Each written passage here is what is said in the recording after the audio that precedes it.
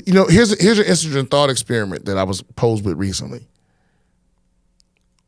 Who do you hate? Who do you look down on more? The person that's trying to cheat off your test, or the person that do like this so can't nobody look at their answers? Because you don't like either of those people. But I think you relate to the cheater more. You relate to the desire to cheat more than you relate to the desire to keep anybody from cheating. So, and there's a third person in the scenario. The person who notices the person trying to look at your test and tells the teacher. Oh, that's the worst person. That's the worst person. That's who this woman is. Deliver the meth. Deliver the meth, ma'am. Welcome back, BS with Brian Simpson, episode 62. What's up, Rob? How you doing this morning? I'm doing great this morning. How you doing? I'm all right. How you doing, man? I'm doing good. A lot of people don't know that he's here. Have we ever had you on camera? No. Well, we have other people. We've had Josh on mic though. Yeah, Josh is on mic. No, but so just for my own personal shit, this isn't an elephant in the room. We usually start with an elephant in the room, which is really the only segment that we have, which is basically pointless. But I decided to upgrade. You know, I'm going all gamer. I'm going to start streaming this summer. Some people say it's a waste of time, but I game so much it doesn't make sense not to do it. So that'll be another struggling platform that I'm not making any money off. But I wanted to replace my desk. I mean, the desk I have now was I had a nice desk in LA, and when I left it because it was too big. And I got like a little placeholder desk. But now I decided to go full on, get the Secret Labs Magnus XL, you know what I mean? The 70-inch.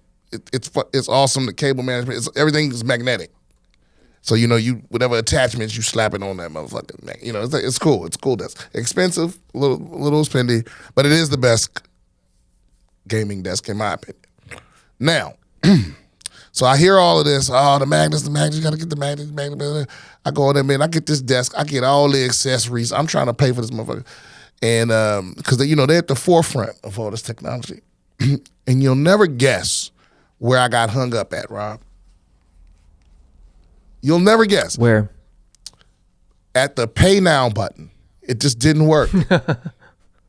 It just didn't work. I mean, even there's a there's a thing called ID.me where you can prove that you're a veteran or a first responder or whatever, and then you get whatever discounts. So you click on that. That worked. Every single button worked. Everything I clicked on worked except pay. Didn't work. What was the service they were using? What was the broker? I think they're using Shopify in the background. Okay. But I'm telling you, man, it was a nightmare. So I tried to. Luckily the customer service chat button it goes, hey, we see you've been shopping for quite some time. Do you need help? It's that kind of shit. And finally, you talk to a real person. I got halfway through this conversation with this motherfucker because I thought the problem was that it was telling me to make sure my address was correct. So I thought, and from where I moved now, for whatever reason, I don't know if the people that own the place haven't registered it correctly with the post office or whatever, but I have problems sometimes trying to put the address in the stuff. So I thought that was the issue. So I told him, and he was like, no, that's just a reminder to tell you about your address. I was like, well, it won't let me pay. Everything's done except in the last thing you got to push the pay now button. It won't let me push it. And they were like, and you know what this motherfucker said to me? He said, yeah, that's the problem we've been having, from people trying to pay or whatever. He was like,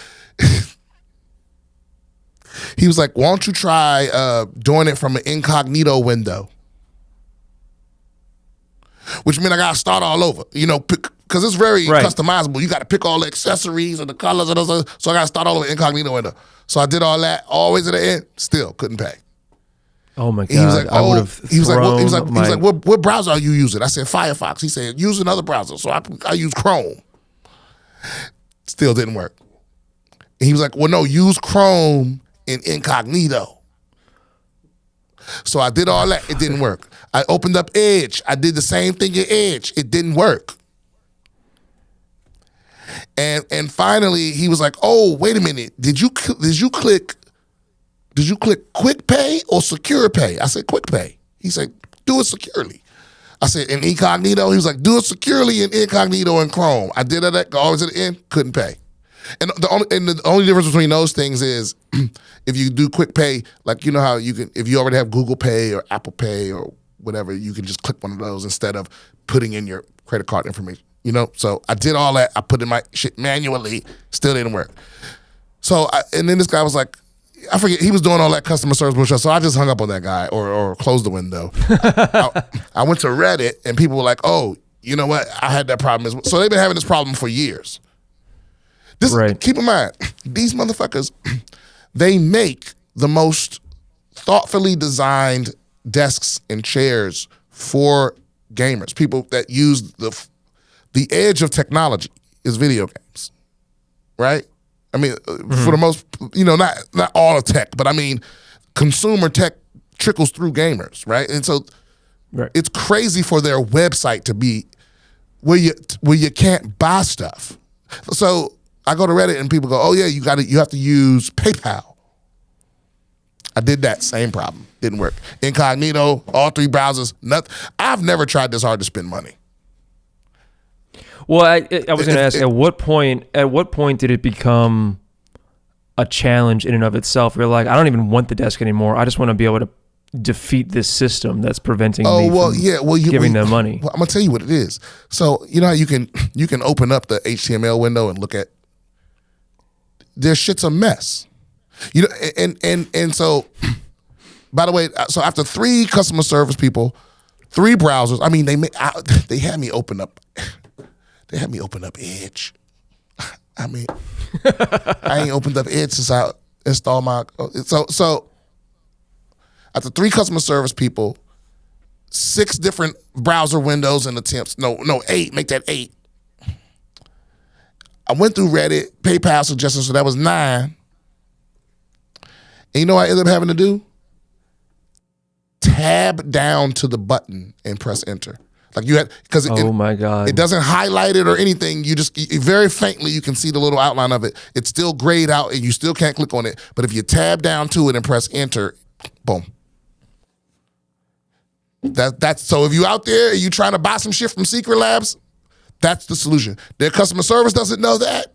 They apparently don't know that. It's a secret. It's a secret. Yeah, maybe that's what it is. It is exclusive. This is like that. It's like that. What was that? That moth shit that was going around the internet, where like it was like a picture and it had code buried in it that took you to a website, and it turned into. You know what I'm talking about? Like Cicada 13 or some exactly. shit, where like an ARG.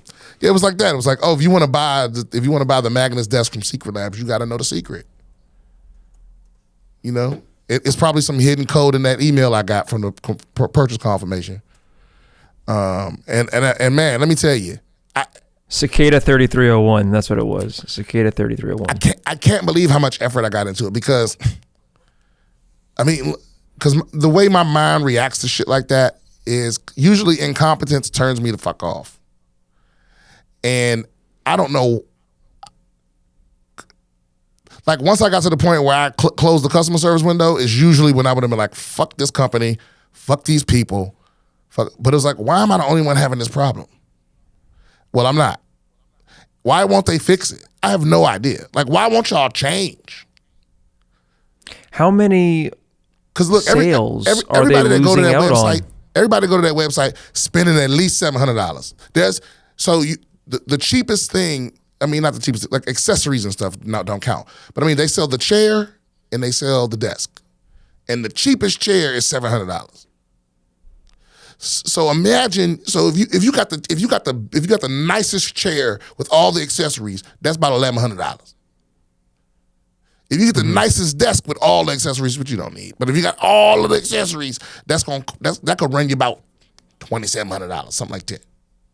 So imagine how many people have had thousands of dollars worth of shit sitting in their cart and was like, man, fuck this, I'm gonna give up. Right? I mean, I just don't understand. Incompetence just makes my fucking dick shrink, dude. I can't fucking handle it. How much time did you spend trying to pay these people, whatever, $2,000 once you had in? I spent $1,200. $1,200. Okay, so you spent how long trying to give these people $1,200? Man, probably. We should point out you still don't have the stuff yet, right? Oh no. Oh, well, that's a whole other thing. So the first thing is not going to be delivered until June. Okay. Because they're behind. They're like, I guess the original people placed their orders in December, didn't get them till January. So yeah, I don't even have this stuff, and it's not even on the way. They do got my money though. I got charged. So. So how long did you spend trying to give them your money? I probably spent an hour and a half. Okay. On and off. I played a couple games of Age of Wonders to calm down. Because I was like, obviously there's a solution. Man, that shit'll fuck me up. Man, I don't know if y'all play these 4X strategy games, and I usually don't, man. But this game got the hold of me, man. Like, it's that you hear this civilization people talk. I always found civilization to be a bit boring. But you always hear the Civ people talk about one more turn. It really is. But that shit'll have your ass hooked. Like, what's next? And because I hate keeping track of all the shit. You got to have dust and grain and it's almost like the Diablo Immortal monetization, but you don't pay for the stuff. You got to fucking gather grain and gold and industry and dust and it's like, and I just hate keeping track of all that shit. But it is dope to see what happens next. You click that next turn and you're like, oh shit, my best friend turned on me. Oh man, my neighbor who I had a treaty with, this nigga's invading my food supply. Now I gotta fuck him up. And then as soon as I get to his borders with my army, he wanna cop a plea. And it's like, wow. And I just made this person up. I completely made this person up from scratch, their backstory and everything. But I'm talking about them like they're me. And they have a whole life and everything. And anyway, I played a couple turns of that to calm down. But I probably spent 20 minutes playing Age of Wonders and an hour and 10 minutes trying to buy this fucking desk. And have you ever played? Go ahead. No, go ahead. Have you ever played Age of Empires? A little bit. It's the same company, or at least Paradox. Okay. Well, Paradox just got bought by some other company, right? Or vice versa. It's like the same publisher or something. They have some sort of connection yes, it's the same company. But I like Age of Wonders because there's magic in it. You know what I mean? Okay. And can you do the same thing with like Age of Empires? You can create like just a fucked up family tree that takes over the entire planet. No. And you're like marrying off your son to some foreign invader or whatever. No, there was a game that just. Oh, is that not Age of Empires? No, that's not Age of Empires. You're thinking about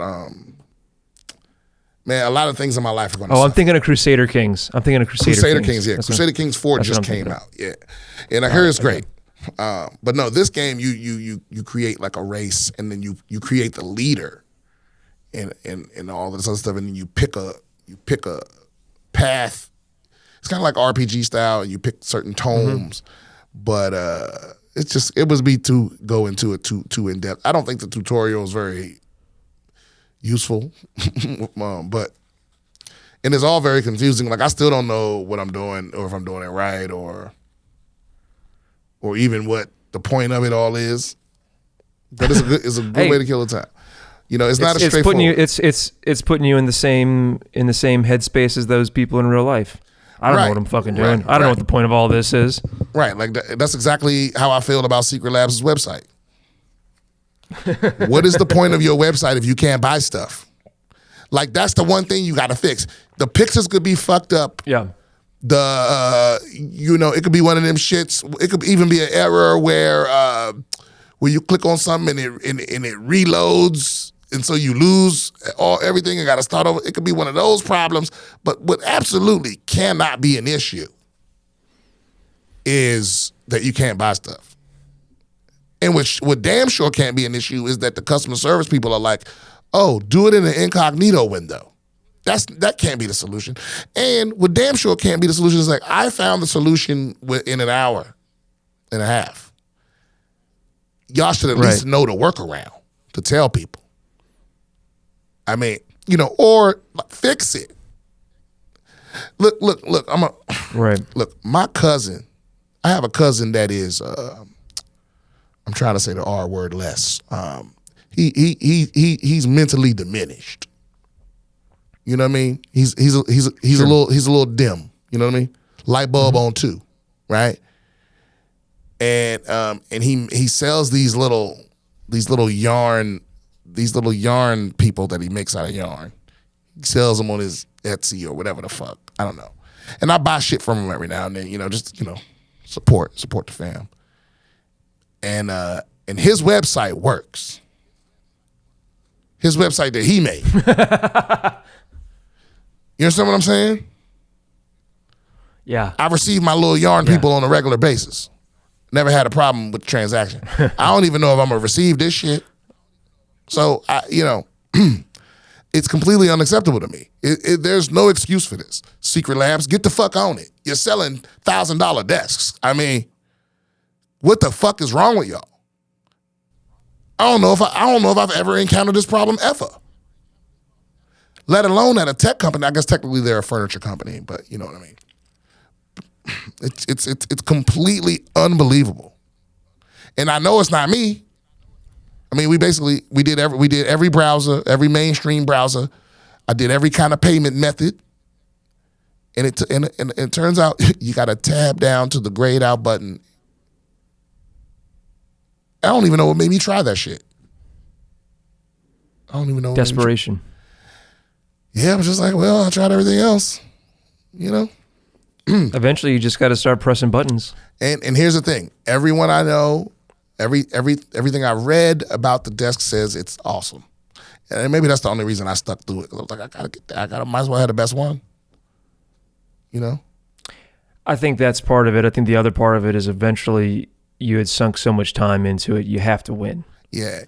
Well, that can happen sometimes, because you know what it is I think it's because it didn't feel like they were trying to fuck me. It just felt like they were stupid, which makes me nervous about the desk because I'm like, how precise is the engine? Because their whole pitch is like the engineering is everything is, measured with a laser and cut with a diamond, and they're like, okay, well, I can't pay on your website. So how precise is all this engineering? Maybe the same engineers that design the desk could fucking get up on this website shit. Cause man, I feel like that's probably 2 different teams, Brian. I mean, maybe, but maybe they're the same team, and maybe that's the problem. Maybe they're overextended. Maybe the Peter principle has struck Secret Labs. Y'all know what that is? The Peter principle it's the idea that you basically at any corporation, you get promoted when you do good. And you get promoted, then you do good, you get promoted. You do good, you get promoted. And then you don't do good. And so you stay where you are. And so a lot of people are at a level doing something that they're not good at. That's why middle management fucking sucks. That's why everywhere you've ever worked gets worse the longer you're there. It's because a lot of the people in the middle have risen past the point where they're excellent, and now they're somewhere where they're mediocre, and that's where they get stuck.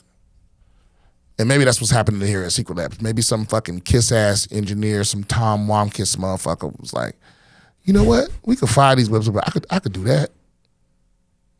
I could do that. I could use the discount code from Squarespace that I heard on the website. Watch a couple tutorials. Copy and paste.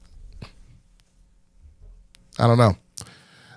I don't want, because I hate mentioning stuff like this on here sometimes because I don't know, because sometimes they'll try to contact me. Like, remember the Diablo 4 people did? I mean, the Diablo Immortal people did that, and then it all goes bad. And I don't want to shit on y'all, so don't. No, I mean, if you want to send me free stuff, I mean, I bought all the stuff I want. So we'll see if I receive that stuff. By the way, y'all, you don't have to buy the $1,000 desk. The reason, if you buy one of their regular desks, it's like maybe you're spending $300, $400. But if you want the motorized one, so it's a standing desk, it raises up and down, and so the motor is what costs the majority of that money. Yeah.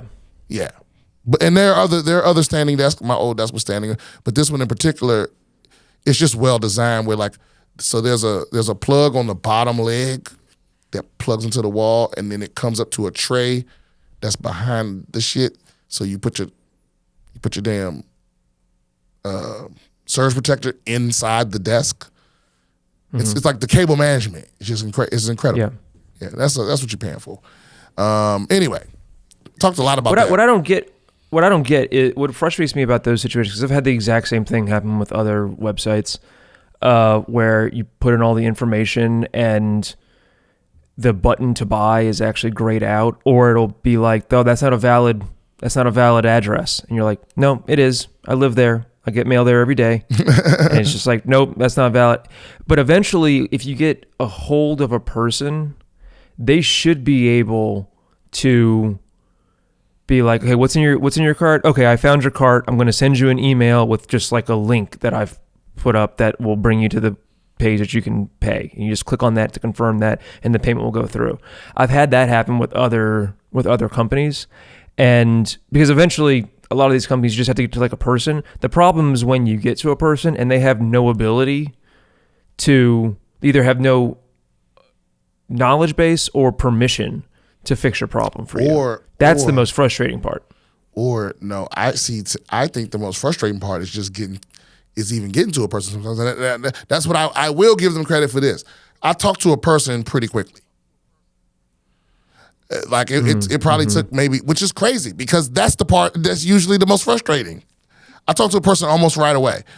And then the most frustrating to me is when they make it impossible, where basically they go, if you have a problem, is it one of these 10 things that we thought of ahead of time? And you go, no, and they go, sorry. You know what I'm talking about? When they're like, oh, click on help. You click on help, and it's like, are you having a problem with this? No, that, no, this, no. We don't know what's going on here. You know, and see, if I had, you're right, Rob. If I'd gone through that layer of frustration to get to the customer guy that told me to open up another browser in incognito mode, I would have lost my mind. I definitely wouldn't have bought it. No. So maybe that's what it was. By the time I got to him, I was not initially frustrated by having to get to him, and then so when he said that bullshit to me, I wasn't frustrated. And man, what happened to when companies used to give a fuck if you was frustrated? Now the only time they respond to anything is if you go on Twitter and tweet about it, and enough people look at the tweet, and then they go, DM us, and we'll fix. Like, I'm sorry, did a flight attendant chop you in the throat? DM us real quick so we can investigate. You know, it's like they don't. That's the only time they care. And even that is just buying time until somebody else does something stupid on the internet. Yeah. The worst thing in the world is for a famous person to have a problem with an airline, apparently. Summer is coming, which means hot weather and sticky balls. Be prepared and keep it breezy in your pants by stocking up on SHEATH underwear. It has 2 pouches, one for your dick and one for your balls. It keeps things separated so those gonads can get some airflow. SHEATH underwear comes in tons of cool patterns to help you look good and feel comfortable. I personally use SHEATH. I know the guy. They sent me some. I have on SHEATH right now. I will show you, but that's inappropriate. My balls are in a pouch.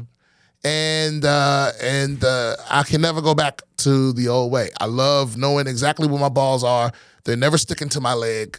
And, you know, if you got big balls, if you come from the big ball club, you know how much of a problem that is. You know? And so, especially if you're getting older, as you're getting older, they start hanging lower and looser. It's just nice to have them stowed away. You know what I mean? In the overhead bin. Finally, enjoy the heat without your dick stuck to your leg. See? For our ladies in the audience, check out SHE Sports bras, bikini briefs, and boy shorts. I don't know anything about that. Right? There's a I mean, there's not a pocket for your pussy. There are pocket pussies. I don't know. I've never had the bikinis. Go to sheathunderwear.com and use code BS to get 20% off your first order. Plus, Sheath Underwear's 100% money back guarantee. That's sheathunderwear.com, promo code BS. Get Sheath Underwear, support the show, support your balls. So, Rob, we got another voice note from our boy Tony. You want to hear that? Let's do it. I love how he regularly sends things in. Okay, so. That's what I'm talking about, less doom and cynicism. Just some good old-fashioned talk about micro-penises, boys. That's good. But hey, you talked about being sick and how shit you felt. I think we all need to remember sometimes just how fucking awesome feeling normal is. Something we take for granted every day, and you're right, Brian. If you have that someone who'll look after you when you need it, that's priceless. I can tell you that for 35 years I've had that person, and it just makes the bad days easy, mate. Oh, a couple of weeks ago you talked about mental health. And I was kind of shocked to hear how many Americans struggle with it. We have this thing in New Zealand later in the year, it's called Blue September. It's sort of focus on men's mental health, and part of it is you call a mate, maybe you haven't seen him for a while, maybe you see him every day, and you just tell them that you love them and see how they are. Blokes being blokes, sometimes a mate saying I love you will kind of make them open up about stuff. So come on, fellow BS fans and followers of Brian, awesome community that you are. Give it a go. I'll even get the ball rolling. Brian, Rob, I fucking love you, boys. Later. Hey, I love that. I love that. Love it. Let's do that. Let's I mean, do we gotta wait till September? Or is it, wait a minute, is it September in Australia? No, that's just the seasons is different, right? It's just the seasons. It's still the same month. Okay. Yeah. So let's do. Can we go Blue June? Blue June. Or Blue July? Let's go to Blue June. Blue June sounds cool. Yeah, where kind of rhymes. Yeah, Blue June. Yeah, Blue June. So maybe let's designate a day that's not already somebody else's day. Yeah. Let's see. Calendar of June holidays. So let's say June. Oh, Lord. Huh? June 22nd looks open. June 8th is National Best Friends Day. Boom, let's do that. June. And it's World Oceans Day, so that's got a blue aspect to it. Hey. We can piggyback on that. Let me. What calendar would I put that on? Let's just put it in red for now. Blue June. So let's do it. Let's do June 8th. It's Blue June, and it's just weird. Dudes, you call another dude, you tell him I love you, dude. I love you, Tony. It's a designated day. I love you too, Tony. Thank you very much. It's a designated day where we're going to get men to call, because it's wild, because we don't need this for women because they tell each other they love each other all the time. You know, they get affection, they get all that other stuff from their friends that men don't get from their women say it all the time and never mean it, and men never say it but always mean it. Well, when they're talking to each other, for sure. Yeah. Men don't always mean it when they say it to women. Oh yes, yeah. That's what sometimes we're talking about. Platonic. We're talking about platonic love. Right. Yeah. Platonic friends. Yeah. You're right. Yeah. And you know what it is too is like women. I have a very close female friend that like hates it when I generalize about women. But I just look, just from my personal experience, women tend to fall out more often with one another. I told you, one of these friends of mine tweeted that something about how men would just stay friends with the most awful people. I was like, yeah, it's called friendship. That's what friendship is. It's like, how awful can you be and I still stick around? Right? Because listen, and if you think I'm being misogynist or whatever the fuck, ask yourself this, fellas, How many times has a woman told you that somebody was their best friend, and then you ask about her 6 months later, and they go, "Fuck that bitch." Yeah, because I actually say this to audiences sometimes. So I'll ask the men, like, how many people have been your best friend that you don't speak to anymore? And most of the time, the answer is none. Which is crazy because the last few times I've asked it, I've gotten weird answers. But the answer is never zero when I ask a woman. It's never ever zero. Mm-hmm. Do you think that's because with men, like in a best friend relationship, like, hey, we'll fight, and women, it's like it doesn't get to that. Yeah, I you know what it is I think, and this is I've talked to some women about this because some people are like reasonable people and they're willing to have philosophical, hypothetical conversations, and I think it's just that I think the foundation in general of masculine and feminine relationships are different. I think men form bonds over sacrifice. So it's like what do I think you're willing to do for me? Like, will you be there for me? Will you fight with me? Will you have that kind of thing? And also I think that in male friend groups, the hierarchy is established. So because of violence, because of the ever looming threat of violence, right? Because you hear that statistic a lot that that a big, huge, large percent of women have been sexually assaulted, right? Mm-hmm. But if you count assault, also. A lot, like that's a like everyday, all day thing for most dudes. So my point is, I think that we form our friendships over, and women will form a friendship over like nothing. Like most of the dudes I know, like your best friend is like you have fought that motherfucker. You know what I mean? The friendship probably started after the fight. We fought, we got it out of our system, we know who could whoop who ass, or you fought with me, or we went through some shit.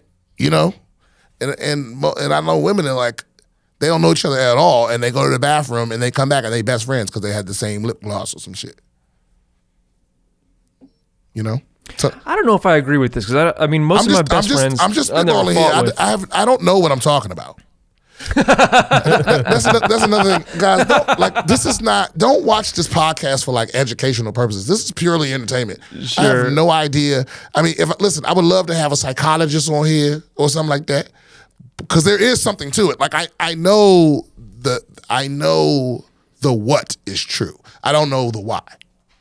Yes, I agree with you 100% on that. I think that there's a different character to men's friendships, especially when you're talking about like deep friendships, because that's really what we're talking about here. You're talking about, your best friend, and the only people I can think of who were like a good friend that I don't talk to anymore, it's like they were my good friend when we were really, really young. Like I'm talking like grade school or something. They like moved away or something like that. And I can really only think of one person that I've had like a falling out over something that was important, Oh yeah. Like I have friends. Yeah. I have friends that I don't even like. People. Yeah, like I don't even like them. Like some of the people I serve with, I don't even like them. Sure. You know what I mean? Like, but see, that's a different thing, though. Is it? I think so, because I think that in those instances, you went through something like, okay, you know how like when you're at the airport and and you get on the plane and then like you have to deplane for whatever reason, everybody's like, what the fuck? And then like you have like a shared negative experience with those people. It's like you immediately gain this level of intimacy. Now, of course, eventually everybody gets on the fucking plane and they go on their way or whatever, and you never talk to those people again. But if you're like in the military, or if you're in like a PhD program, something where it's like a stressful situation where it's you and other people versus some outside force for an extended period of time, even if you don't like those people, you have a shared trauma bond with them. Yeah, but you know what? I don't have that bond with everyone that I served with. Okay, break that down. So, well, what do you think? Can you figure out any sort of I don't want to say universal, but shared, some sort of commonality between to distinguish between the ones? No, I think you still have to have something. Yeah. Some kind of connection. Because it doesn't need to be as deep as in the real world, because you have 90% of your life in common. So it's like if there's any connection at all, you form that strong bond. But if there's no connection, or if I thought you was a piece of shit in there, like I haven't changed. You know, so it's like fuck. Some of those people, I would watch them die in a fire. You know, and roast a marshmallow over them. I think I know what it is. With men, my best friends, I can enjoy silence with them. We'll be saying nothing and hanging out. I've never seen two women hang out and say nothing to each other. They constantly have to talk and tell stories. I think they run out of shit to say, or they say something that offends the other person quicker. No, oh, you know what? I think I said this theory before. Here's the other part. I heard a woman say something very interesting a couple years ago, and this I think this is a key part of it. Is she was talking about some other girl, and she was like, "Yeah, she's cool, but she don't share enough secrets." Because I want think compromise. I think a lot of women are like, I don't believe you love me unless I can destroy you. Like, unless you give me the ability to fuck your whole shit up and trust that I won't, I will later. But then we're not really close. You understand what I'm saying? And so I think a lot of women friendships, they're sitting on this powder keg of like one whisper, one slip of the tongue, it could all fall apart. Because every time you meet up, you say, yeah. I mean, you telling secrets, you gossiping, you blah, blah, blah, because that's how I know you trust me. Like, that's how I know you love me, right? Well, but that's also like a cheat code for intimacy with anybody, and that's one that psychopaths tend to. Oh, sharing avoid. secrets. Sharing secrets. And what's interesting about it is the secret doesn't have to be real. You can make up a secret and people will trust you. Yeah, and psychopaths figure that out real fast. That's why a big red flag is when you meet somebody and they just tell you all their business right off the top. It's like, whoa. Right, that's somebody. Huh? That's somebody who's learned how to develop intimacy very, very quickly in a one-sided manner by doing a trauma dump or an info dump. Oh, right. Trauma bonds. As soon as they meet. Yeah, trauma bonds. Yeah. And then especially when they, they'll try to, I forget what. Well, but a trauma bond is different, because a trauma bond is when two or more people share the same traumatic instance. Really? As opposed to, I think so. I think that's what I thought trauma bond is. No, trauma bonding is like, it's almost like, it's like when your father beat the shit out of you, and then while you're crying, they come and comfort you. Oh, it says, yeah, trauma bond is a connection between an abusive person and the individual they abuse. Right. Trauma bonding is like I'm the one abusing you, but I'm also the one that's making it better. So you still feel like you connected to me. Like you still feel like you need me. You right? Because I'm giving you the love and I'm giving you the abuse. That's trauma bonding. But here's the thing, man. That's what it means. I mean, that's the definition. But, right, we use terms but that's not what it in means. A different way in everyday language. Yeah, TikTok. Once TikTok run with something, it's a wrap. That's how the whole definition of fuckboy changed. It used to be a completely different thing. What does it mean now? Now it means like a player, like a male slut, right? Like somebody. What did it used to mean? It used to mean like. When it was just in the black community, it was basically like faggot, but worse. Yeah, it was because Ian Edwards. Man, this really puts into relief all the times I was called a fuckboy. Oh yeah. No, so Ian Edwards used to have a joke about it, about how like it was worse than the N-word. And it's an old bit. It's back when I first started comedy. He was doing this bit, and he would go. And basically, it was like if it's a white dude over here calls me the nigga and a black dude over here calls me fuck boy, I'm gonna be like, what the fuck did you say? Like it was a whole bit like that. And I literally watched, because comedians, like, they would come back every year, and I literally watched him have to like change it because it stopped meaning. It's like once, because that's my problem with TikTok is it's completely like are you familiar with Hackney rhyming slang? Like you know how British people will say Cockney. Yeah, I'm sorry, Cockney rhyming slang, where it's like so they would say so basically the word you mean rhymes with the word that you're saying. Like instead of stairs, you say apples and pears. No. I'm backwards. The word you mean rhymes with the word that you're not saying, right? So No. The word that you mean rhymes with the word that you say. No, that's not true. Yeah, instead of stairs, you say apples and pears.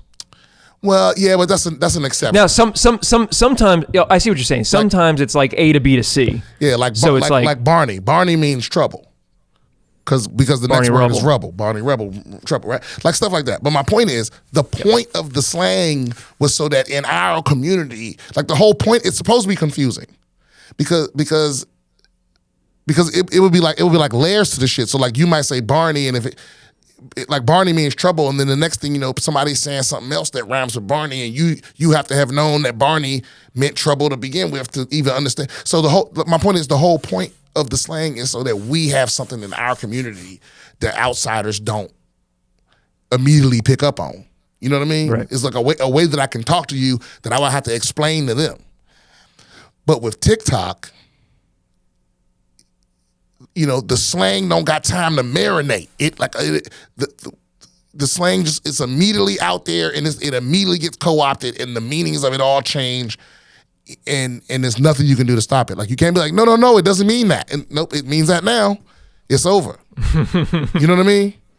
I feel like that's happening with every word. It's like woke, girl boss, gaslighting, like all of these words don't mean what they used to mean anymore. Yeah, and I know everybody's going to be like, yeah, dude, words change their meaning. And it's like, yeah, words change their meaning over time. Right. Words change their meaning over time, but also words change their meaning for different reasons. See, yes. The meaning of words used to change because smart people changed them. Now the meaning of words are changing because stupid people don't know what they mean. The meaning of words are changing because someone will assume what something means based on what it seems like it means on the surface, and they'll start using it that way, and then they can go put up a video, and all their stupid followers will start using it the wrong way, and now the majority of people think it means that. That's right. It's a whole different cause for the changing of words, and the problem's compounded by the fact that people don't mind being clones anymore. People don't mind sounding like everybody else. That's why it's a lot of sketches and stuff on the internet of people making fun of our generation or this new generation by using the same terms over and over and over and over and over and over and over and over and over and over. So it's like everyone sounds the same. Everyone's slang is the same. It's kind of hard to tell where people are from just on the slang they use, with the exception of Philadelphia and the Bay, because that's where slang starts. That's where most of the slang starts. Philadelphia, the Bay, and then like the gay black community. That's where all slang start. Every piece of slang starts with the gay black community. Yeah. 100%. Like most of it, or well, it's the gay black community in E40. That's where all slang comes from. Everything gets made, yeah. But we digress. Don't forget, guys, June 8th, we're gonna be pushing this Blue June. Maybe this is merch. Blue June. This is merch. What's merch? Blue June. Oh, but see, what kind of idiot makes up merch you can only sell once a year? Okay, yeah, but it's wild to designate a day to tell a homie you love him. Right. And we could have done that without talking about how awful women are, because Rob loves to do that for some reason. He loves to just bring up how he thinks women are fucking awful. I don't know why he does that. Well, Brian, I'm a girl boss who loves to gaslight people. So on God. And that's the T. Oh man, I was just talking about this with Ty the other day. So y'all know Ty was on here recently, tattoos on the face guy, and he Ty Rivera. Ty Rivera, yeah, and a couple episodes ago, and but he featured for me in Milwaukee, and we were talking about how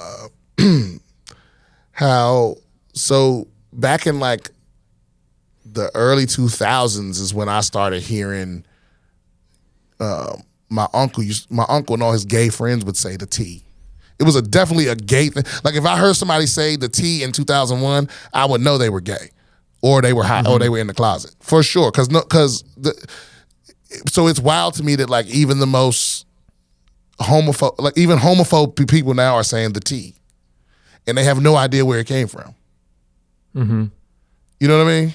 And that's what I mean. It's just like it's almost like this weird cultural appropriation. It's like it just gets taken immediately before it even. I mean, I guess the T had like a good 20-year run, but I mean now you make up some slang. It's a cool new word, and it ain't even yours no more. It's the RuPaul's Drag Race pipeline, Brian. Oh God, really? Yeah. Well, I mean that's my hypothesis, because I think what happens is you have slang coming out of like the gay black community. It's not gay, it's just queer black community, and it filters into the broader queer and drag queen community, and then it ends up on RuPaul's Drag Race, and then white women get a hold of it and spread it throughout all of social media. Because Drag Race really is like the mother lode when it comes to, no pun intended, when it comes to queer black slang for white women. Oh wow! Speaking of being mean to women, we got a letter from Brandon. You want to read this? Well, he says, sure. He says, "I'm sorry." It's long, but man. I mean, it's got a lot. Maybe we should just do some highlights. Oh man, oh God, guys. I mean, look, we got to work on paragraph structure. At least give me some spaces in this motherfucker, man. Hold up. See this is what I mean. Look, guys, if you gonna send something this long, just send an audio clip. You know what I mean? And because I find that if you have to say all of this out loud, you'll realize that it's too much, and you'll knock it down to the key relevant chunks. So this guy says, "Hi Brian, I love the pod. I enjoy listening every week, and your very genuine discourse with Rob is super refreshing consistently. It's sadly more rare than I care to acknowledge to hear real talk on all the many podcasts at our disposal. But I found it to be more prevalent among comedians podcasts the most. See, that's and I think there's a good reason that's the case. The perspectives of blah blah blah blah blah blah blah. Come on, man. You tend to touch on relationship ideas and concepts regularly, at least mildly. But one particular time you spoke on people not being with their exes for a reason, and how insane it is to try again with an ex. I don't remember how exactly you worded it, but it hit me hard, and it was so painfully true what you said. I unfortunately had to learn the hard way, but trying for a second go around with my last ex, I was an idiot. Okay, yep. You're brilliant, hilarious, Brian Simpson. Keep doing what you're doing. I just hope you come near Tally, Florida sometime in the future. We need to get you up. So he wants me to read a letter that he wrote to his ex. And tell him whether he was too harsh, whether it was an appropriate level of transparency, whether it's okay to be brutally honest, etc. And then he included the letter or the email that he sent to his ex. Okay, so that's even longer. So here's the thing, man.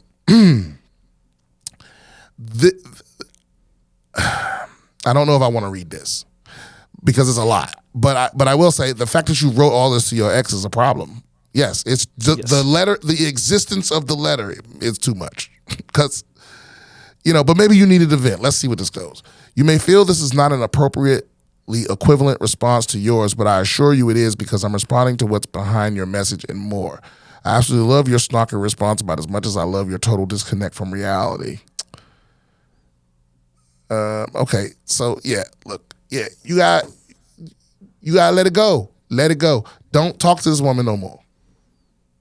You know, because you so deep in the forest, like your relationship's over and you still trying to win, which is why your relationship ended. You know, it's like y'all became adversaries, and you still think you can win some fight. And guess what? There's no prizes, because everyone has the fantasy that their ex is going to see them, or that they're going to finally say something to their ex and it's going to click and they're going to come back like, I was wrong all along. You the best thing that ever happened to me. Please take me back. That's not going to fucking happen. Let it go. It doesn't, you know, I don't need to read the rest of that email because you're not unique. Nothing happened in your relationship that hasn't happened in a million other relationships.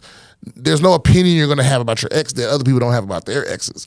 My point is there's no reason to communicate with them at all. Move on. They're not a part of your life anymore. They don't care what effect they had on you. They don't care how wrong it was. They're somewhere right now talking to a friend, justifying whatever they did to you and making you the bad guy. You're the villain in their story and vice versa. It's like, that's why you just got to break it off. You got to break it off because indifference is more powerful than hatred. You know? Yeah. Because I you know, maybe I got an ex somewhere that's going, I wonder if he's thinking about me. Nope. Nope. I only think about you when I'm trying to think of an example from my own life to give somebody else a cautionary tale. And I don't hate none of them. And that's the other thing too. All my negative feelings towards my exes, those are all gone. Because I just got nothing. I hope they're doing all right, but I don't have like any emotional. I don't have any change. Are there any that you're not? Are there any that you don't hope are doing all right? Nope. No. I mean, there are some that I did not always hope they were doing all right, but that was a me thing. Right. You know, now it's like I just got nothing for them. You know, I got all my energy is to make sure I'm all right. Right. Know? So and it's like, and you don't because you don't understand. You're not free till you let it go. But you think holding on to it is some representation of your ability to fight it, to win the battle. You know, and like I said, you don't get anything for winning. And there are no winners.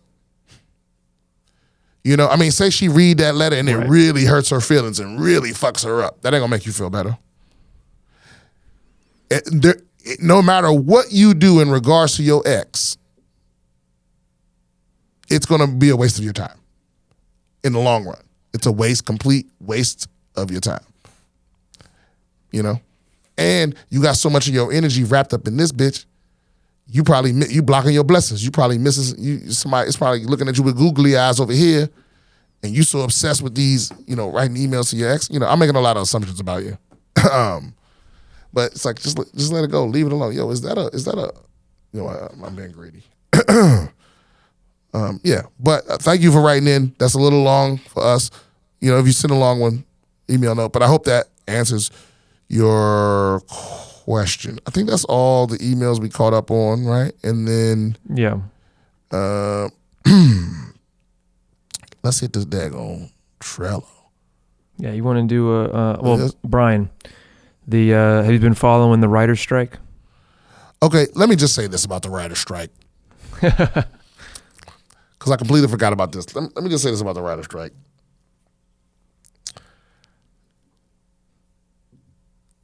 I am pro-union. I am. But I'm anti-bullshit. And I think that you should have to write what shows you wrote for and what seasons on your picket sign, so I know who I really support. You know what I'm saying? Because the people don't let them, you know, because a lot of y'all out there writing bullshit. You know, what are you talking about? More money? You should owe us. You should owe money. Last season of Game of Thrones, fuck out of here. I'm not striking for you. No, but seriously, yeah. I think what do the writers want? They want 3% raise. I mean, they want a few different things. I think that's all very reasonable demands. Well, I think their main thing they want, and nobody's really talking about, is they want they want assurances that that AI won't be used to replace them, or that the work they've already done won't be fed to the AI to learn how to replace them. Right. That's part of it. A big part of it is protection from AI. That's one of the big prongs. Another big prong is changing the way that they're compensated for streaming, because ever since the last WGA strike, where they got something for streaming, because it's boring to get into all the details of it, but basically the move from broadcast and cable to streaming meant that in real terms, all writers have taken a huge pay cut, right? In actual terms, because the streamers don't have these huge advertising contracts like the networks do, and they don't give residuals in the same way, right? Because there's no money. Yeah. Well, they say there's no money. I mean, but then Netflix hasn't made a profit yet, have they? Well, they were before. I don't know what they made, but I mean, it's like, well, would they be making a profit if they didn't do stock buybacks and give $250 million bonuses to their executives and yada, yada, yada, yada. Facts. Yeah. You're right. Yeah. That's a toughie. I mean, they've been getting away with it for a long time. Yeah. Same thing with, so my very limited experience with union stuff, and this is so fucking irritating. All the auditions I did, all the other things I did, and I've been in little stuff here and there, but the two things on Netflix made me a must join. So I think you can only do 3 union projects. Like you only do so many projects before you have to join the union, and it costs like a few grand, right? Which I did not have at the time. This wasn't no $1,200 desk, Brian. And those two things made me a must join. And then I got a thing like a 3-second thing I want to say State Farm commercial, but it's a web commercial, so it's no residuals. They, you understand what I'm saying? So it's just a straight up buyout. They give you money up front and that's it. And I think if they play it, so they can play it for like 9 months, and they turn around, they give you $800. But I had to join the union to do it, which cost me $3,000. Right. So you understand what I'm saying? You get health care though or something? Not that I know of. What the fuck does that? I mean, I don't need health care. I don't pay attention to that. I got the VA. But I do. But maybe I should. Maybe they get something. You get a retirement fund. But I know they get a piece. Because I didn't just have to give them that $3,000. I had to give them a piece of everything I made after that. So once the Netflix shit finally came out, and I got the other half of that money, I had to give them some of that. And they know all the shit you make. They want that shit. So the reality is that you wouldn't even, if it wasn't for the union, you wouldn't even have gotten the $800 for the ad. Oh yeah, well, you know what I mean. The union's fighting for you to get paid more money for that web ad. I'm not shitting on the union, but I kind of am, because I'm not shitting on the concept of unions. I'm not shitting on the existence of the unions. But the truth is, a lot of these unions crooked, and not crooked in the way that you think. A lot of these people, these executives of these unions, or whatever the fuck you call them, like the tops of the union, they getting big fat fucking salaries. And they getting free vacations like Supreme Court justices and shit. And they getting little perks and little kickbacks. And so they're not really negotiating in good faith. They're not really like fighting so you get everything you could possibly get. They're fighting, they're keeping up the appearance of fighting on your behalf. But in reality, they're gonna make a deal that, you know, what I'm saying is your interest and the interest of your union leadership are not always 100% in line. Is what I'm saying. Because they're not trying to lose their little union jobs, or they're not trying to lose their little perks and their little relationships that they've made with heads of networks and all this other stuff. So they will sell you the fuck out. But that's why it's always important to look at the actual votes that happen and why those things need to go to votes. Like I think Therein lies the problem. I think it was 98% of the union voted for the strike, right? So yeah, therein lies the problem. Defang some I never of the voted leadership. for shit. I got pamphlets and emails and. Are you in the writers' union, or are you on a regular basis? SAG? I never responded and voted on none of that shit. Oh, They had, huh? Are you in the WGA or are you in SAG? I'm in SAG, but it's the same thing. I mean, it's not the same organization, but you know. But my point is, you can see by the way certain stuff is set up and structured, you can see where people didn't necessarily have your best interest in mind. You know, because I put it like this: SAG will be way more powerful if the very, very richest people didn't get to skip on dues. But I think your dues max out at like $100,000 or something like that, which is bullshit. Or which is insane. That to me, that's like how Social Security, like how you don't have to pay Social Security taxes once you make enough money. It's like what the fuck? Well, right. Well, that's what I mean. So it's like if the very, very richest people. I mean, it's the reason comedians don't have a union, right? It's because the very, very richest comedians don't need one.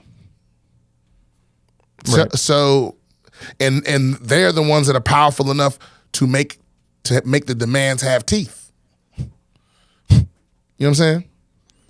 So I mean, now I don't see the point in writers being outside in picket lines. Like you're not like shutting down a factory. Like you could do that shit from your house. You could just. That's what I mean. Of all things, I don't agree with that. What? Why not? Well, they're picketing outside of like award shows, and they're shutting down productions to prevent. Because what a lot of people don't realize is that most major studio productions, you have writers on set, and they are rewriting dialogue. They are adjusting things on the fly, like day of. And so having a picket line that prevents scabs from crossing the picket line. Yeah, but is it really though? I mean, and look, I know what a picket line is usually for, but how is a group of writers going to prevent somebody from walking past them? Break that down for me. Or how about this? Just send an email with there's so many ways to write and send writing. I don't know if you have to physically be at a place to stop writing from happening, or if you even can. Like it's not the same as like if the cashiers at the grocery store go on strike, yeah, they're gonna form a picket line to keep people from going in the grocery store, right? But how is you picketing outside of? There was 3 writers that were demonstrating, and nobody would cross the line, and they had a whole crew waiting for a movie, and the whole crew was like, "Well, we're not going to work because we're not crossing that line." And it was just 3 people. It's not about physically preventing people. It's not about physically preventing people. It's about, hey, we see you. If you cross this, and it's also okay. like people that. may not know. Little People shame. may not know. Like It's that. just shame. Yeah, bring back. It's shame. It's like we I will bring remember a you. little shame to the world, like, and I love how certain people, no need to say their names, but certain people saw that it was a bad look, and very lately was like, yeah, we're gonna shut down the production for our show, it's in solidarity.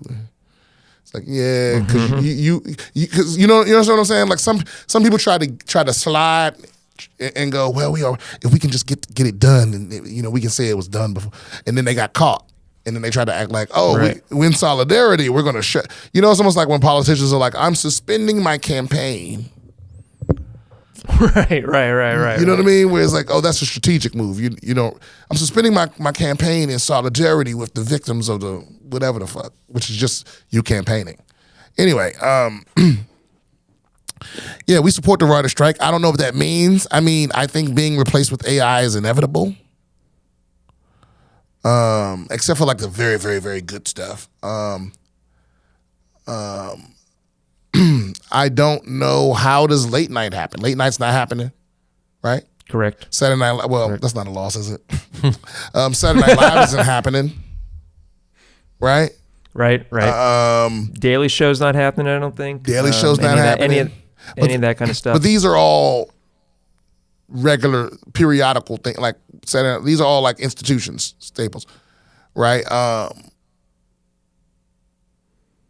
But what else? So I think what's going to end up happening is by the end of the year, you're going to start seeing a lot of foreign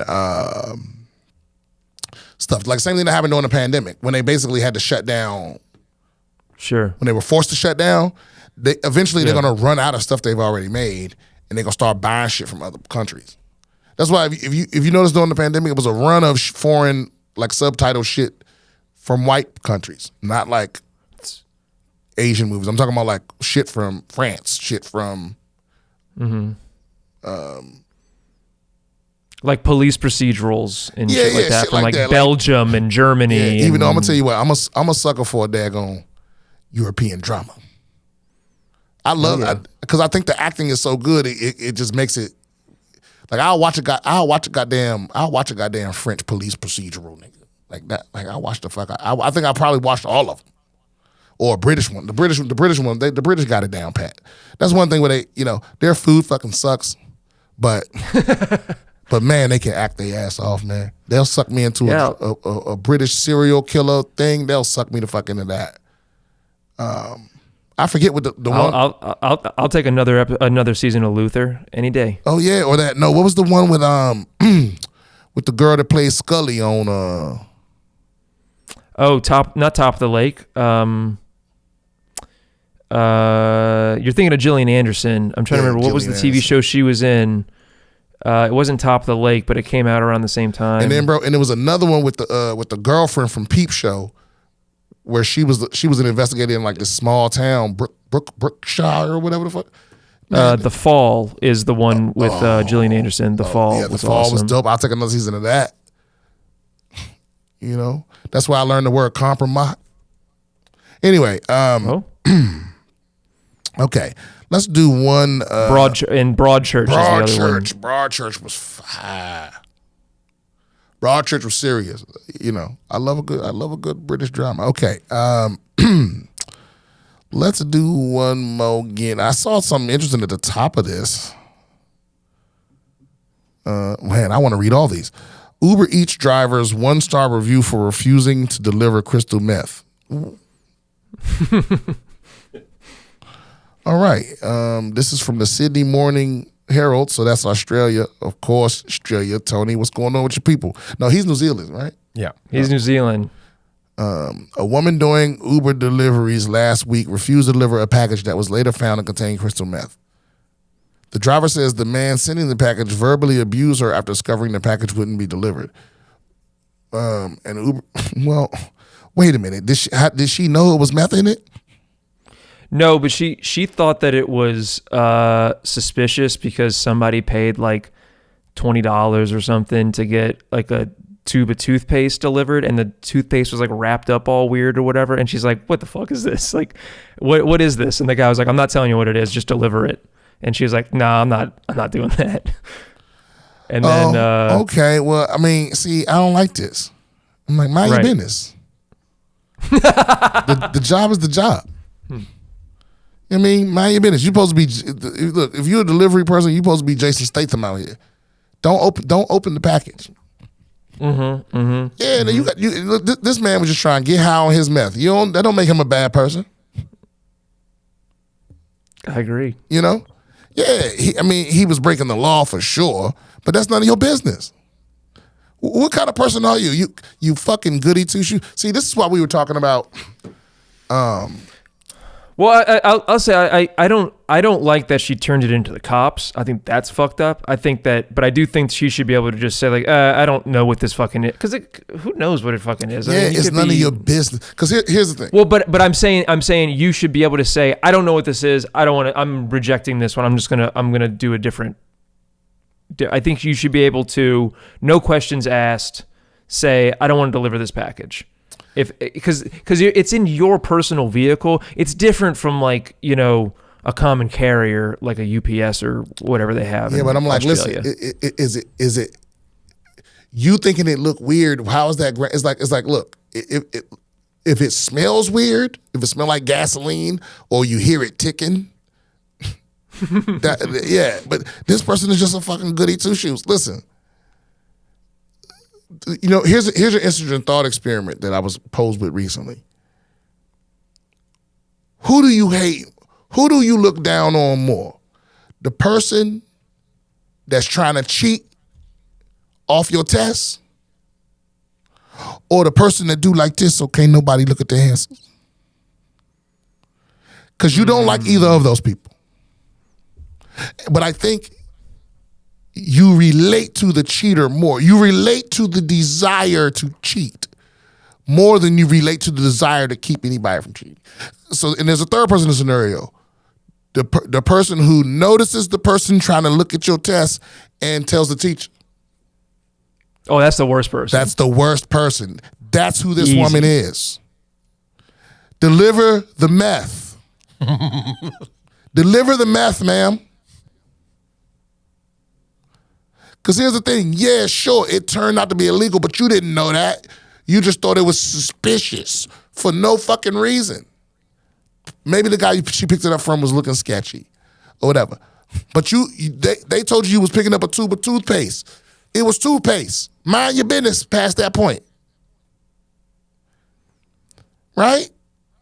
That's just me. I mean, if I gotta choose sides here, I'm on the dude that paid $20 and didn't get his meth. I'm on his side.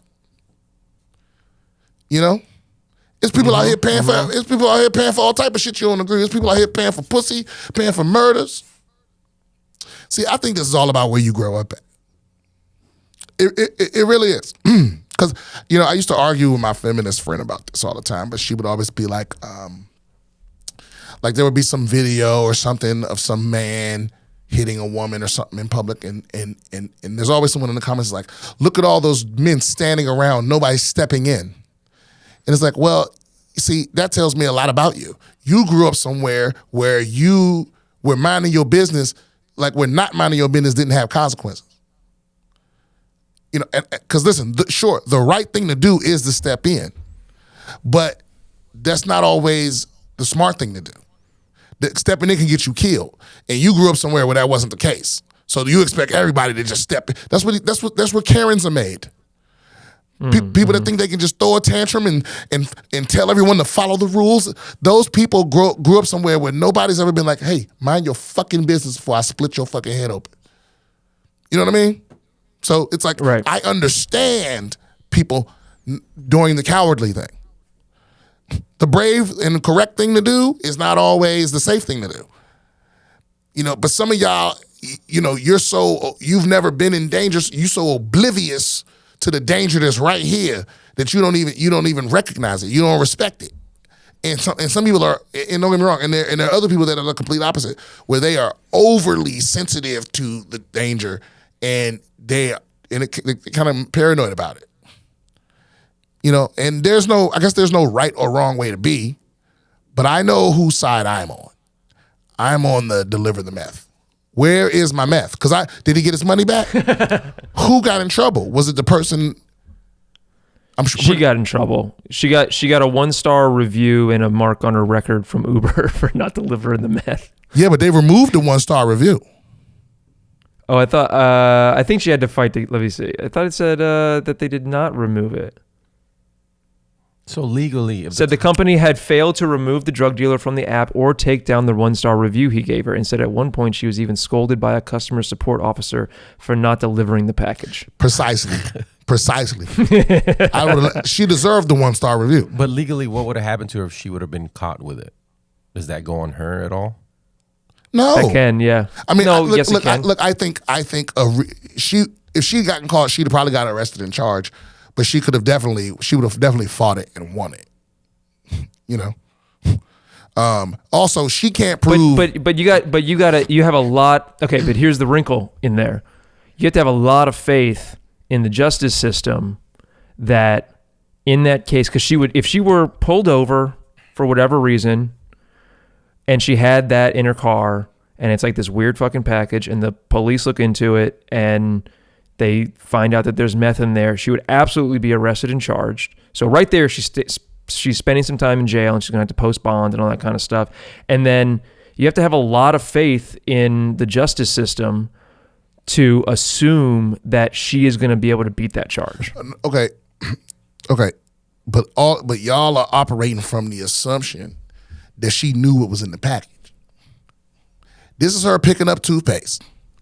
Toothpaste she thought looked funny or thought the guy looked funny or whatever, and then she decided she not only was she not delivering it, she was going to go to the cops. She's the one that had faith. She was going to go to the, I mean, what if it was a fucking severed hand in that bag? How you going to explain that? Like, mind your business. Minding your business is the most beneficial action to take. You know what she should have done. What she should have said. She should have said at the point of picking it up, been like, "What the fuck is this?" And they're like, "Oh, don't worry about it. It's just toothpaste." She should have said, "Did I lose you?" No, I'm here. Oh, your video went off. She should have said, well, I'm not delivering that, so I'm canceling you have to get somebody else. And she should have just walked away. She should have never even touched if it's really that big of a risk in her mind, then she should have said, never mind, I'm not doing that. And then look, this lady's giving me real homeowners association vibes. you know? Yeah. And then when she got the 1-star review for rejecting it, she should have pled her case to Uber and said, I just didn't feel comfortable with it. And then if they're like, well, we're not removing the 1-star, you say, well, then I'm getting a different job. Okay. Because how do we even get on? Well, maybe they could have used this technology from the next article. Rob, how could you not? You should have screamed this at me. AI makes non-invasive mind reading possible by turning thoughts into text. Yeah, bro. There has to be more to this. So they used an fMRI to measure brain activity. So the way an fMRI actually works is it measures blood flow to different parts of the brain.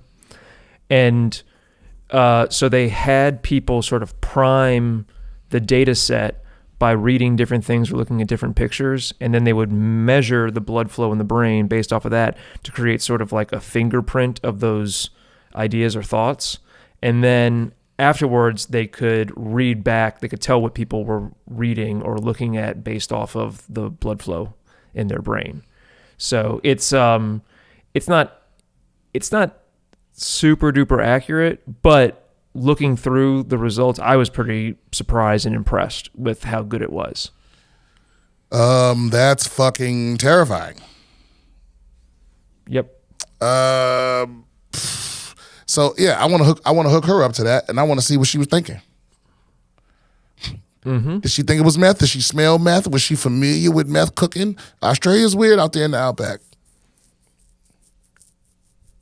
That's another aspect of this that we're ignorant about. Is I don't know what the I don't know what the culture is like out there. It's hard to get meth in Australia, isn't it? How you know? Do a lot of podcasts and come up before. You try to get meth in Australia? It's you'd figure it'd be easier because China's right there with all the chemicals, but I guess they don't know how to cook it as well. Yeah, I think it's probably hard to get a lot of things in Australia. Coke. It's definitely hard to get a gun. Mm-hmm. Mm-hmm. It's hard to get cocaine? Coke, yeah. Wow. Is it hard to get weed in Australia? It's illegal in Australia, right? That should add to her shame. She should have bought some Colgate and then just pocketed the meth and sold it. And then she wouldn't have to do the Uber for a while or whatever. Yeah. Oh my God! Imagine if she had done that. What kind of a review would you write for the person that? Because you can't say like, "Well, she stole my meth and replaced it with actual toothpaste." You just gotta mark. You gotta chalk that one up to a loss. Well, that is the lie you have to tell. Mm-hmm. Yeah. You definitely gotta tell them that. Because she can't prove that she didn't put that meth in that bag. I mean, also, guys, this could be just a big, huge, elaborate scheme for her to get rid of her 1-star review. Mm-hmm. Yeah, because Uber Eats fucks my shit up all the time. I've never given anybody. I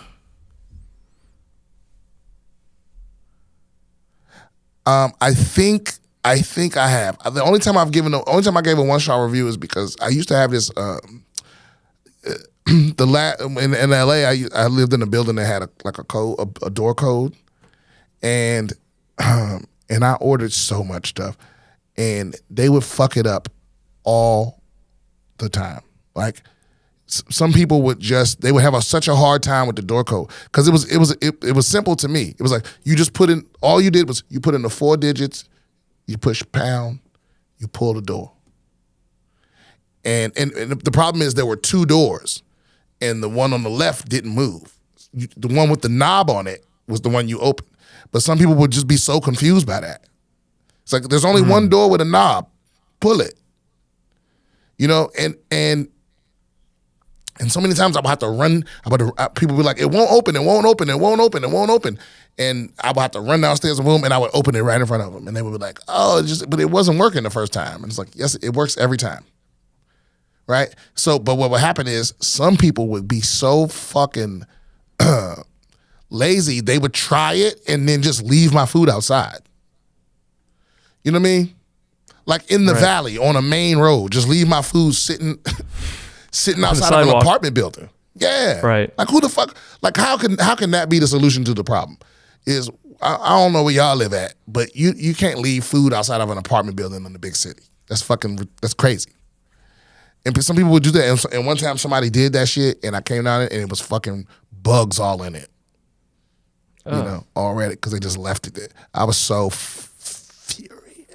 I'm still furious. Yeah. So we got to get the fuck out of here. But I want to bring up a couple of points with this mind reading AI that are kind of interesting. The first thing is that there are certain things that it gets wrong, like that it can't pick up. So it can pick up, if you read a story about, the beaver who became friends with the butterfly or something like that, it can pick up that you're thinking of a beaver and you're thinking of a butterfly, blah, blah, blah, if it's been trained on those words. But it can't necessarily pick up the actual storyline that you're reading. Oh, right? Okay. So it's getting sort of fragmentary things. And then the other thing is that, or 2 other things is that you can trick it. So if you're reading something, but you don't want it to quote unquote read your thoughts or whatever, you can kind of think of other stuff. It's still intelligible to you, the story you're reading, but you can confuse the thing that's reading your mind. Can you? And then, yeah, go ahead. Do AIs have gender? I don't think so. We ain't even got to that yet. What do you mean, Rob? They probably got 100,000 genders. I think that gender is a social construct, and I don't think that AIs are socially conscious creatures. I don't think they engage with us on a social level like that. Here we go again. They not they not alive. We don't know that though. They didn't say not alive. I'm sorry. Not sentient or worthy of respect. Worthy of respect. You think they're worthy of respect, even though you don't think they're alive? Different kind. It's a different kind of respect. I mean, the same thing. I mean, I think animals are worthy of respect. I think the planet is worthy of respect, even though the planet is not. No, Rob, sentient. You playing semantics. You know what I mean. No, I'm really not. Worthy of the level of respect that you would give a human.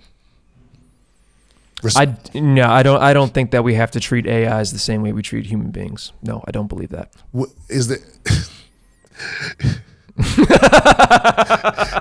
Is there a scenario where you would? Is there something you could see an AI do to make you go, okay, now? Yeah, probably. If I saw it do something or create something that I truly thought was an act of creativity, not just a recapitulated or like recombined sequence of things that were created by something else that it like read somewhere. Isn't that what all ideas are? Isn't that what? No, I think that humans are able to make new connections. Like obviously, all art is built upon the art that came before it. But I still think that there are acts of creativity and intelligence that human beings can perform that shows something different. So what you're saying is, so I don't know if you notice this, around Austin, there's these cars that don't have drivers, and it's becoming more and more frequent. There's no passengers either, but there's just these cars that are always driving around Austin, nobody in them. I mean, eventually they're gonna be used for delivery, right? Right now they're just mapping out different routes and stuff, right? And you'll see, I walk to the store, to this corner store all the time at my house.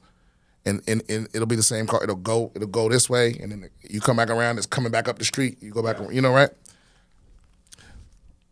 So what Rob is saying, and correct me if I'm wrong, is that if I use whatever service to get this car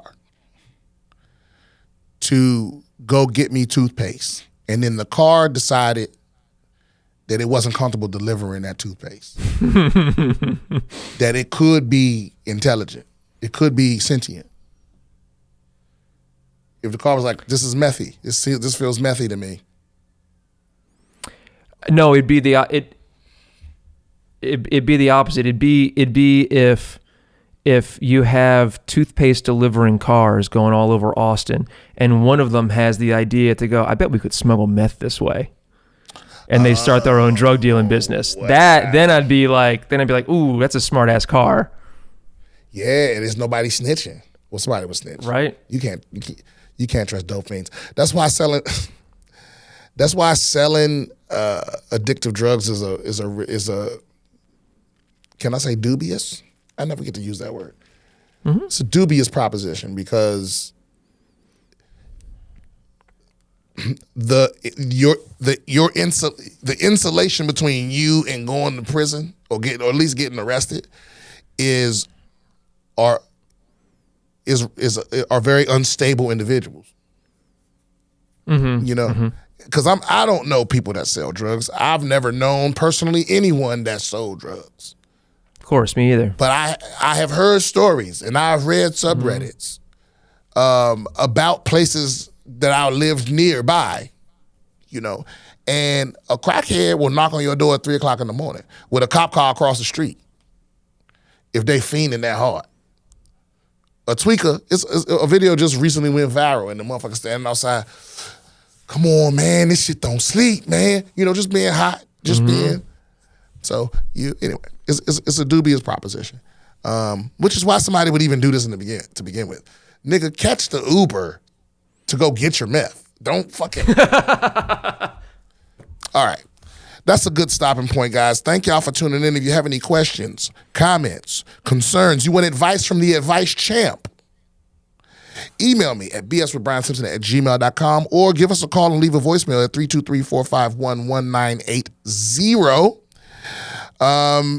If you want tickets to my tour, go to BrianSimpsonComedy.com or go to Linktree/BSComedian or go to one of my social medias, BS Comedian. Also, check out my show every week, every Tuesday at 7:30 and 10:30 at the Comedy Mothership here in Austin, Texas. Bottom of the barrel. Don't forget to check out Comedy Frequency. Don't forget to check out the Josh Potter Show. Don't forget to check out Apocalypse Soon with Kevin Tinkin and Eddie Pepitone. And if you really want to support the show, listen, subscribe, like, share on any of the platforms, or buy something from one of these sponsors. Thank y'all for tuning in.